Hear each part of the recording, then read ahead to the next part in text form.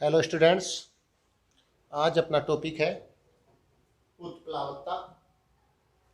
कक्षा 9 की साइंस के अंदर एक टॉपिक है उत्प्लावकता। सबसे पहली बात तो है कि उत्प्लावकता होता क्या है। उत्प्लावकता की जब हम बात करते हैं बच्चों, तो इसको समझने की कोशिश करते हैं। पहले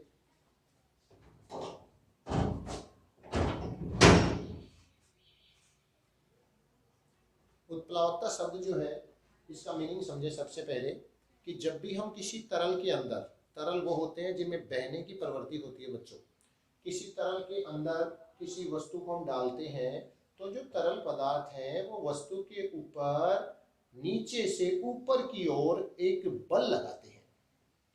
नीचे से ऊपर की ओर जो बल लगता है उसको हम कहते हैं उत्प्लावकता। तरल फॉर एग्जांपल जल की बात करें, अपन जल के अंदर हम किसी वस्तु को अगर डुबोएं तो उस वस्तु के ऊपर एक तो वस्तु का होता है भार, जो वस्तु को पृथ्वी की ओर नीचे की तरफ, जो पृथ्वी का गुरुत्वाकर्षण बल और पृथ्वी का उसका वस्तु का खुद का द्रव्यमान, दोनों वस्तु का द्रव्यमान और पृथ्वी का गुरुत्वाकर्षण बल दोनों वस्तु को नीचे की ओर आकर्षित करते हैं। और इसके विपरीत हम बात करते हैं उत्प्लावकता की, तो जो तरल होते हैं वो वस्तु के ऊपर नीचे से ऊपर की ओर एक बल लगाते हैं। जब वस्तु का भार और उत्प्लावकता यानी नीचे से उसके ऊपर की ओर तरल में लगने वाला बल, इन दोनों का मान बराबर होगा तो वस्तु तैरती रहेगी। यानी तरल में जो तरल होते हैं, बोले तो द्रव, द्रव में किसी भी वस्तु पर जो ऊपर की ओर लगने वाला बल क्या कहलाता है बच्चों? उत्प्लावकता कहलाता है। क्या कहलाता है? उत्प्लावकता कहलाता है। जो वस्तु को ऊपर की दिशा में धकेलने का काम करता है। अगर हम किसी प्लास्टिक की खाली बोतल को पानी की किसी बाल्टी में डालें तो वो वस्तु तैरेगी। अगर आपको उसको उसमें डुबोना है तो आपको उसको पकड़ के उस पर एक बल लगाना पड़ेगा, और वो उसको आपको पानी में जब तक रखोगे जब तक उस पर एक बल लगाए रखना पड़ेगा। वो बल जो आप लगा रहे हैं, आप जो बल लगा रहे हो वो बल है जो बल तरल ने वस्तु पर ऊपर की ओर लगाया है, जिसको बराबर करने के लिए आपने अपना बल उसके ऊपर विपरीत दिशा में लगाया है। तो वस्तु जो हो तरल के अंदर जो ऊपर की ओर एक बल महसूस करती है, उस बल को हम कहते हैं उत्प्लावकता। क्या कहते हैं बच्चों? उत्प्लावकता। उत्प्लावक जो बल है उसका परिणाम तरल के घनत्व पर निर्भर करता है बच्चों। बहुत इंपॉर्टेंट बात है। उत्प्लावकता एक प्रकार का क्या है? बल है। और ये जो बल है ये उस तरल पदार्थ, तरल के घनत्व पर निर्भर करता है बच्चों। इंपॉर्टेंट बात है, पूछा जा सकता है उत्प्लावकता बल निम्न में से किस पर निर्भर करता है? तो ऑप्शन में आपको मिलेगा घनत्व। उस तरल पदार्थ जिसमें हम किसी वस्तु को डुबोना चाह रहे हैं, उस पदार्थ के घनत्व के ऊपर उत्प्लावकता जो बल है वो निर्भर करता है। उसके बाद हम बात अगर करें आगे, तो हम उत्प्लावकता के आधार पर कि कोई वस्तु पानी में डूब जाती है, कोई वस्तु पानी में तैरती है, तो इसका कारण क्या है? हम एक लें लोहे की कील,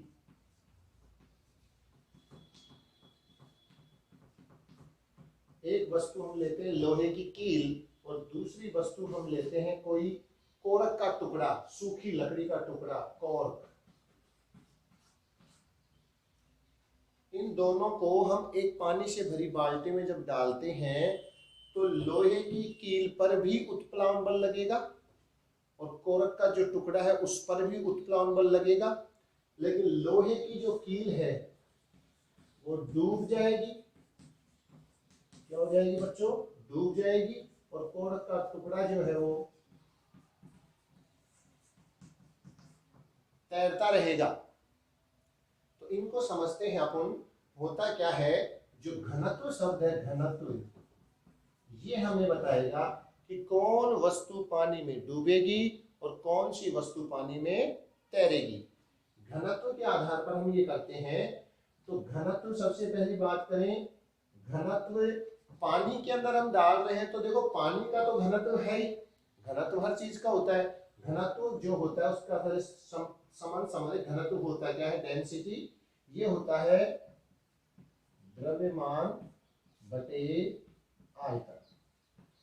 आपने पहले पढ़ा होगा कहीं, द्रव्यमान बटे आयतन, इस सूत्र को हम द्रव्यमान प्रति आयतन जो होता है वो क्या कहलाता है, घनत्व कहलाता है।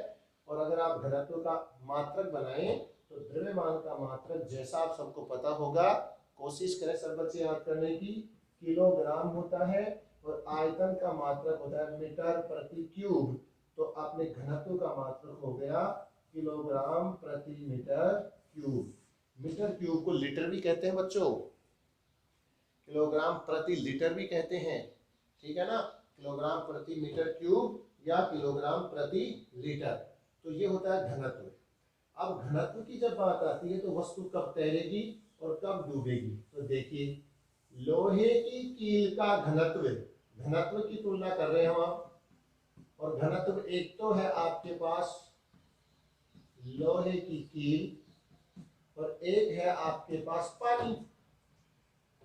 इन दोनों के अगर घनत्व की बात करें तो जिस वस्तु का घनत्व पानी के घनत्व से अधिक होता है, जिस वस्तु का घनत्व पानी के घनत्व से अधिक होता है वो वस्तु बच्चों डूब जाती है, और जिस वस्तु का घनत्व पानी के घनत्व से कम होता है वो वस्तु पानी पर तैरती रहती है।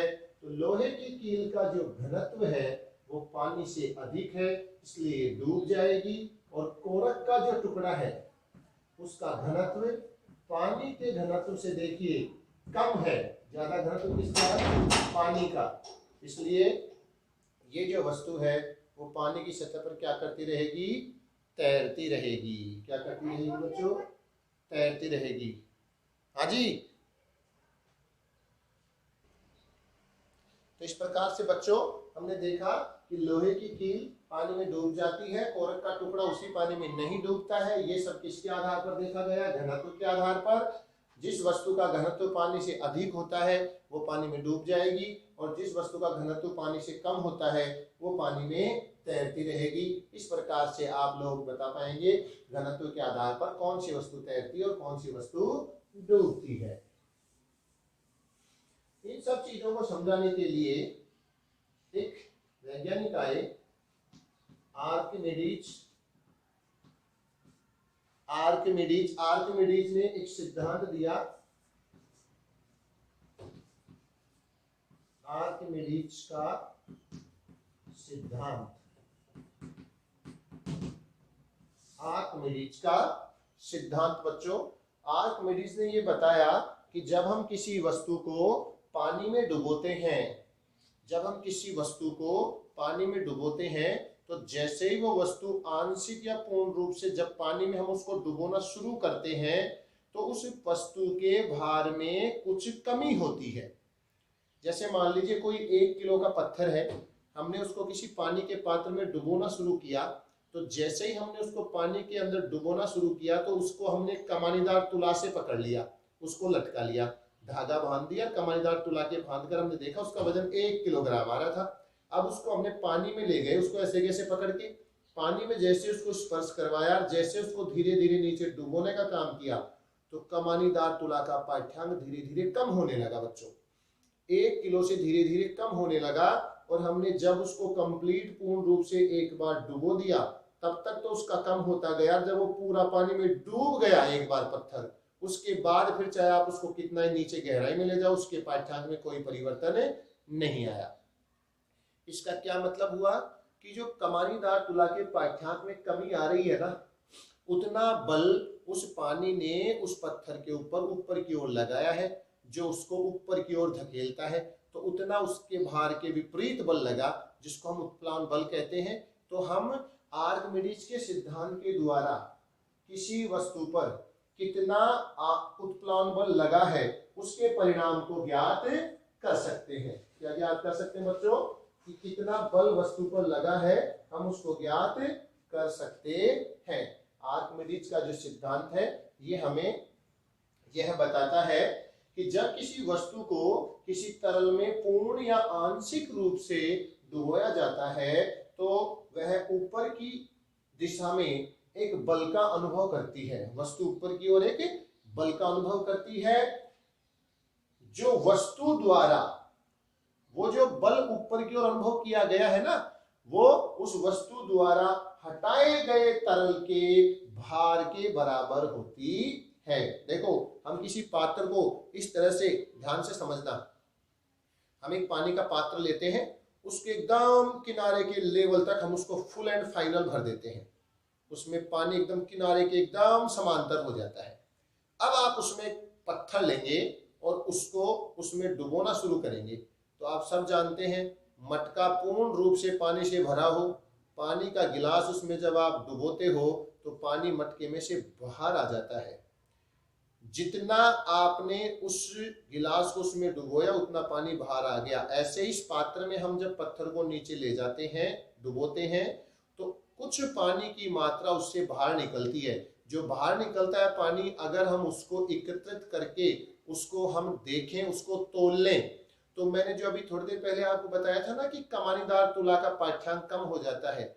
कितना कम हो जाएगा? उतना कम हो जाएगा जितना पानी वहां से बाहर निकला है। यानी किसी वस्तु पर लगने वाला, डूबते वक्त ऊपर की दिशा में लगने वाला जो बल है वो कितना होता है? उस वस्तु द्वारा हटाए गए तरल के भार के बराबर होता है। अगर उस वस्तु ने मान लो 100 ग्राम पानी बाहर निकाल दिया तो उस वस्तु के भार में जो कमी आएगी वो भी कितनी आएगी बच्चों? 100 ग्राम। यानी उसके ऊपर नीचे की तरफ से इतना बल लगा है जो उसको डूबने से क्या करता है? रोकता है बच्चों। तो आर्किमिडीज ने ये सिद्धांत दिया था कि किसी वस्तु को आंशिक या पूर्ण रूप से किसी तरल में डुबोते वक्त अगर उसको डुबोया जाए तो ऊपर की दिशा में उस वस्तु पर जो बल लगता है वो बल का मान उस वस्तु द्वारा हटाए गए तरल के भार के बराबर होता है। ठीक है बच्चों, ये था। अब आर्किमिडीज के सिद्धांत ने कुछ इसके हैं अनुप्रयोग, एग्जाम में ये पूछा जाता है। अनुप्रयोग बताइए कहां कहां उपयोग में आता है अपने आर्किमिडीज का सिद्धांत। तो जो पानी के अंदर जलयान और पनडुब्बियां बनती हैं उनकी डिजाइन बनाने के लिए ये सिद्धांत बड़ा काम का है। पानी के अंदर चलने वाले बड़े बड़े जलयान और पनडुब्बियां जो होती है उनका डिजाइन बनाने के लिए एक पहला इसका अनुप्रयोग है। दूसरा जो अनुप्रयोग है, आप दूध के अंदर पानी की मात्रा को मापने के लिए दुग्ध मापी का उपयोग करते हो। किसका उपयोग करते हो? दुग्ध मापी का। लैक्टोमीटर जो होता है, इंग्लिश में इसको अपन लैक्टोमीटर, जो लैक्टोमीटर होता है वो भी किस सिद्धांत पर कार्य करता है? ये प्रश्न कई बार आया हुआ है। दुग्ध मापी किस सिद्धांत पर कार्य करती है? आर्किमिडीज के सिद्धांत पर कार्य करती है। ठीक है, दूध के नमूने की शुद्धता की जांच करने के लिए हम इसका उपयोग करते हैं। और तीसरा और लास्ट इसका अनुप्रयोग है आपके कोर्स में जो है हाइड्रोमीटर जो होता है।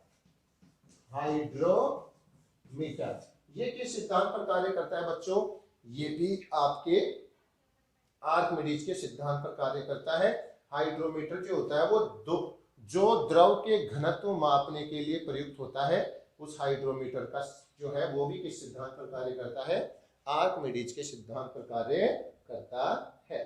तो ये था अपना उत्प्लावन बल। कब कोई वस्तु डूबती है या तैरती है उसको घनत्व के आधार पर देखेंगे, और उसके बाद आर्किमिडीज का सिद्धांत। ये 9th क्लास के लिए आज के लिए इतना ही। बहुत बहुत धन्यवाद।